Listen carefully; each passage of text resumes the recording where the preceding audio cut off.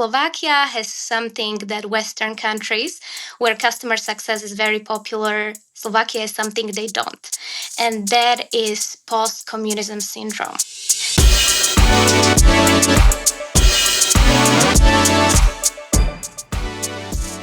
What's up, lifers, and welcome to the Daily Stand-Up with Lifetime Value, where we're giving you fresh new customer success ideas every single day. I got my man Rob with us. Rob, do you want to say hi?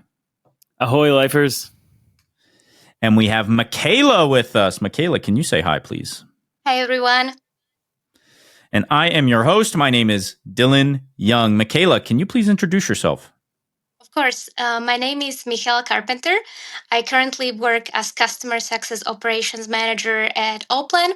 And previously, I developed a customer success strategy for one of the leading cybersecurity companies in Europe. Very cool. Very cool. Okay, Michaela, you know what we do here? We ask every single guest one simple question, and that is, what is on your mind when it comes to customer success? So can you please tell us what that is for you? What is on my mind is, why is customer success not such a hot and big topic in Slovakia as it is anywhere else? And let me just clarify, you are in Slovakia, is that right? You're not correct. Just taking shots at some random country. Okay. Well, I wouldn't deign to have the answer to that, but I bet you've got a theory. Do you want to share what that is?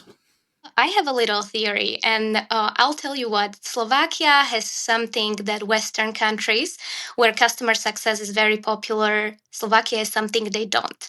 And that is post-communism syndrome. It's a very big theory, and I'm sure that a lot of people heard about it, but maybe they don't know how much it can influence consumer behavior. Because while in the West, economy was market-driven, in Slovakia and other countries that had communism, it was centrally planned. And what that means is that there weren't enough goods. People had to wait in front of the stores to even get tangerines before Christmas.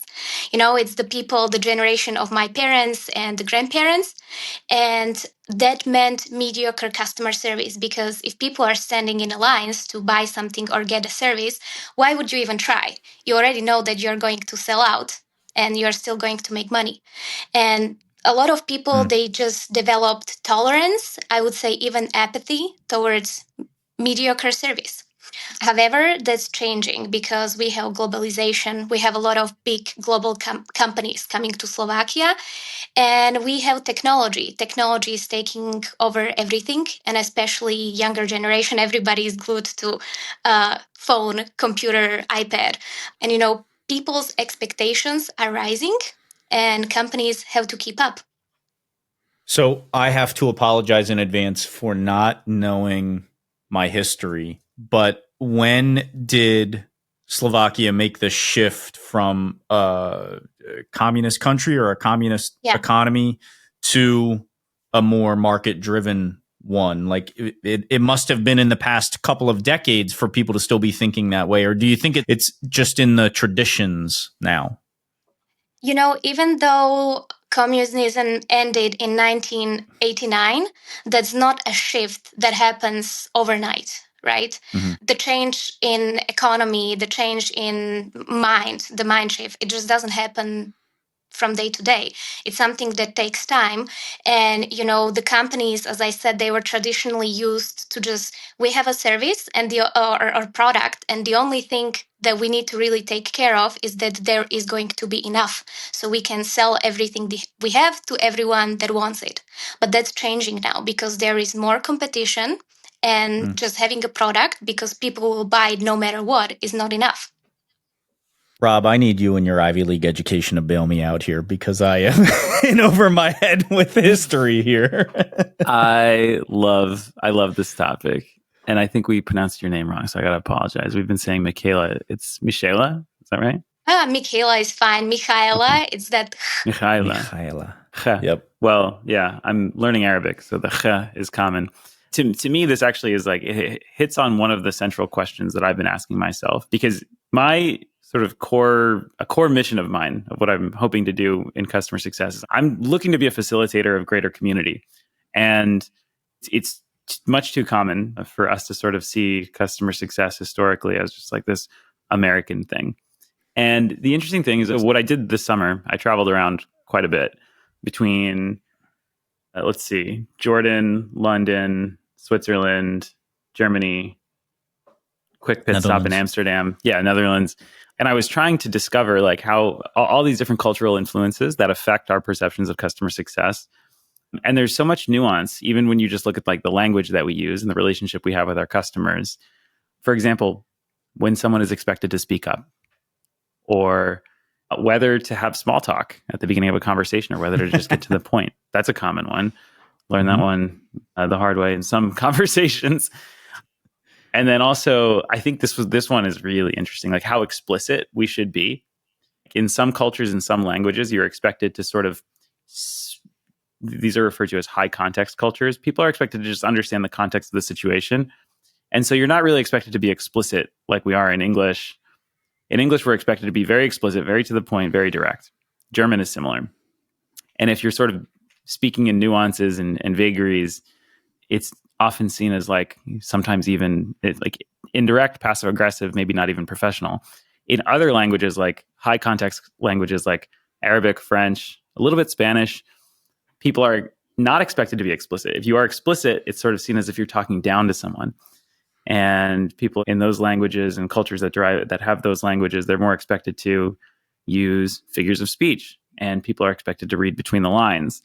That's why, like, as I've been learning Arabic, it's such a poetic language, and it's so beautiful in so many ways. But damn, is it confusing? Because I'm like, can we get to the point? I don't understand. Real quick anecdote, and then I'll pass the mic back. But like, this is another thing that happened. My wife and I were getting some shawarma in Jordan, and the guy who sold us the shawarma, my wife asked, she's like, how much is it? He's like, for you, it's free. And she's like, no, how much is it? And he was like, 3 dinar. I was like, oh, okay. I'm like, why did we do this charade? Like, why didn't you just tell me how much it costs? But it's kind of interesting because imagine you're running a renewal and you might be offering a discount or something like that. Like there's an expected back and forth that changes from culture to culture. So I haven't thought about it through this lens, the lens that you described. But yeah. Sorry, I feel like I'll get off my soapbox now. Michaela, so it sounded like there's optimism or things are changing, and it sounds like that's for the better. What's your expectation? What will the impact be in Slovakia as traditions move towards more supply and demand and competition? Yeah, I think there is a lot of competition now, like that changed, even that started changing even 20 years ago. It was still just that people were so used to have no consumer rights, or a lot of people just had this complex of not having enough because they were used to not being able to buy stuff that you need for your everyday life. So a lot of times it was just, oh, I want to buy this, and this is all I care about. I don't care how they treat me. I don't care about the post-purchase service I get. I just care about having this specific thing. And I think the mindset about that changes now, because there are a lot of Western companies coming to Slovakia. There are a lot of startups or a lot of new companies basically growing every day. And they come to the market with a different mindset. They come with that customer-centric mindset. Newer generation, they know what they expect, so they are trying to offer that to their customers. And the companies that don't keep up with that, they'll face churn. That's just a fact. And I think that's why a lot of companies are really doing the transition. But the question is, where is that line? As Rob mentioned, where is that line between high touch and being annoying? Quick question to close us out, Michaela. Do Slovakian technology companies measure NPS?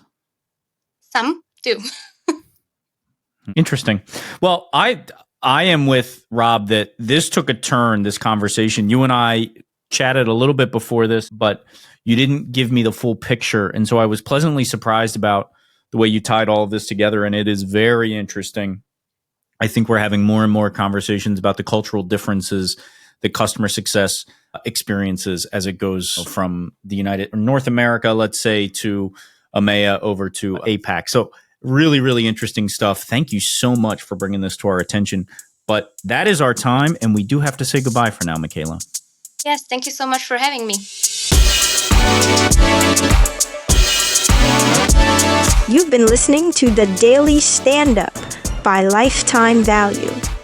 Please note that the views expressed in these conversations are attributed only to those individuals on this recording and do not necessarily reflect the views and opinions of their respective employers. For all inquiries, please reach out via email to dylan@lifetimevaluemedia.com. Find us on YouTube at Lifetime Value and find us on the socials at Lifetime Value Media. Until next time.